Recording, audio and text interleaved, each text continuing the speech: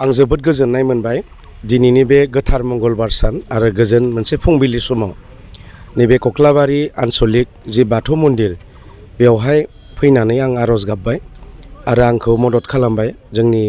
बाथौनि आरज हानजा बिथांमोन बिनि गेदेमा दैदेनगिरि बिथांमोना आरो आं बेवहाय आरज गाबनानै जोबोद सान्थि मोनबाय आरो आं आशीर्बाद लाबाय आफा बाथौ बोराइनि आरो आं फोथायनाय दं आरो बिथांमोनाबो आंखौ बोर सारस्रिबाय आरो आंहा फोथायनाय दं आङो एकदम बेसेबांबा बुरजा भोटाव आं देरहालांसिगोन आरो नैबे समाव सार गाबोन सानसेल'सै जे भट होनाय हाबाफारिया समफोरनो बे समाव नोंथाङा माबायदि थौजों बा माबायदिजों जुजिगोन होनना सानो सार दा जोंहा पार्टि दङ जोंहा पार्टिनि BPF हानजानि जोंनि दैदेनगिरि मावथि आरो रायजो राजा बिथांमोना एकदमबारे सान हर बिथांमोना रायजो राजाखौ लानानै अर्गेनाइज खालामगासिनो दङ आरो आंबो गोबां जायगायाव आङो मिटिं गागासिनो दङ प्राय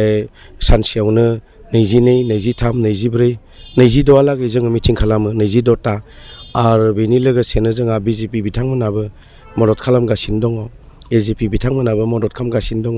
आरो गोबां जोङो सामाजिक दल संगठन आरो अनुस्थान प्रतिष्ठानफोरनिबो जोङो मदद मोननो हादों बे हिसाबै जोङो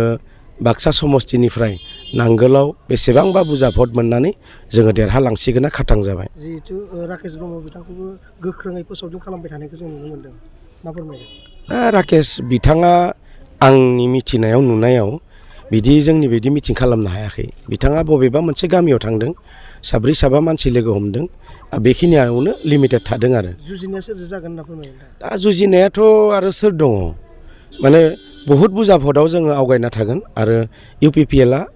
15-20 हाजार भट मोनगोन आरो ना 1,90,000 भटआव 15,000-20 हाजार भट मोनबाथ' देरहाया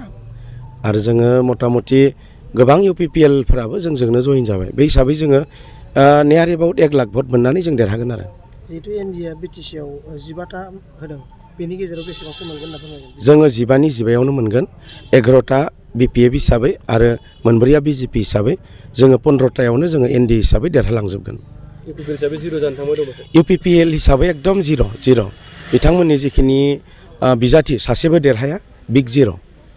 जिहेतु राकेश ब्रह्म बिथांखौ नुनो मोन्दों समाजारि बिजोङाव गोबां रायजो राजाफोरजों मोसानानै केम्पेनिं खालामबाय थानायखौ होनदों मा फोरमायगोन मोसानायाथ' मोसादों मोसानाया आरो बिथाङा गावखौनो कर्मवीर होननाबो गावखौनो लिरना लादों कर्मवीर राकेश ब्रह्म कर्मवीर उपाधिखौ लिरनो मोना कर्मवीरा जाबाय मोनसे सरकारा होनाय उपाधि आरो बेखौ सासे सुबुंनोनो होनाय जादों जिथु स्वाधीनता संग्रामाव भारतनि उदांस्रि सोमावसारनायाव मैखोमै बाहागो लानाय आरो बिथाङा सासे लयारमोन ग्रेट लयार बै समावनो सासे ग्रेट गान्धीनि आदर्शजों सोलिग्रा आरो बिथाङा बयबो मानसिखौ मोजां मोनोमोन आसामिस राव थुनलाइखौ जौगाहोनोबो बिथाङा खामानि मावदोंमोन आरो बै बिथां सासे मुक्ति योद्धा उदांस्रि सोमावसारगिरि जिथु 1940नि सिगांनि दा बिथांनो सरकारा बान्था होदों बिथाङानो जाबाय उपाधि होदों कर्मवीर नवीन चन्द्र बरदलै आरो बिथांनि सासे महान व्यक्ति गेदेमा सुबुंनि जिथु सरकारा होनाय टाइटेल उपाधि बान्था माने सन्मान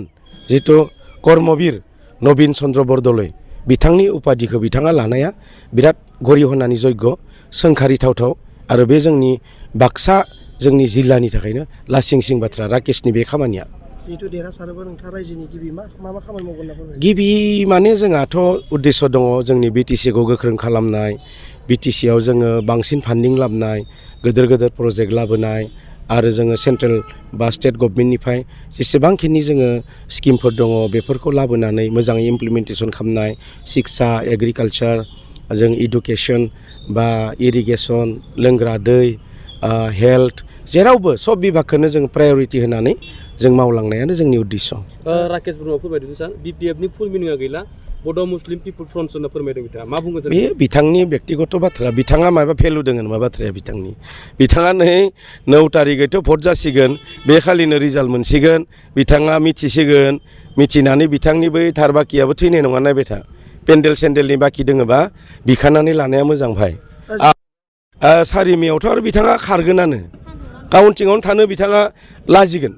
जिहेतु बिथाङा बुंबाय थादों बिथाङा गोबाव सम MLA जानायनि उनाव जेबो मावाखै होनना बुंदों। जेबो मावाबा खेबथाम देरहायालै मनेस्वर ब्रह्मआ बरमा समस्तियाव थांनाय बारावबो गेलेबा देरहागौमोन। आंथ' निजेखौ देरहा होना लायो नामा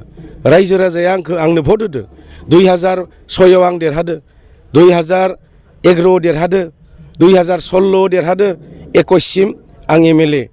आङो बै समाव हयथ' बेलेग सासेनो जों केन्डिडेटखौ होदो आं गेलेयाखै नङाबा आं बै समाव आं देरहायो आरो एबारबो जोङो बिराद बेसेबांबा बुरजा भट मोननानै देरहागोन बेखौ आसामिसाव बृहत बिजय बुङोलै बृहत बिजय बिपुल भटल' नङाब्रा बियो बृहत बिजय बुंगोन बेखौ दे नोंथांमोना मिथिगोन।